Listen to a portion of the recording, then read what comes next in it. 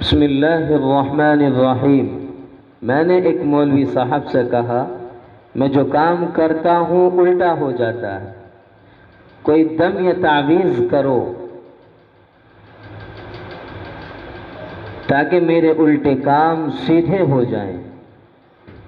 مولوی صاحب مسکرائے اور بولے، بیٹا مہر ہی وہ چیز ہے جو الٹی لکھائی کو سیدھا کر کے کاغذ پر چھاپتی ہے، تم بھی مہر بن جاؤ۔ میں حیران ہو کر بولا، مولوی صاحب انسان بھلا مہر کیسے بن سکتا ہے؟ مولوی صاحب نے سونے جیسی بات کہی،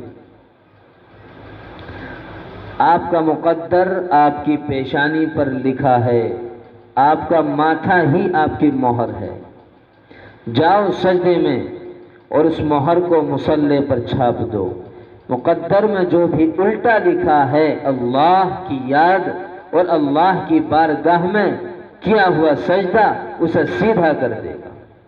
یہ میری زندگی کا سب سے بڑا سبق ہے جو میں نے ان سے سیکھ لیا۔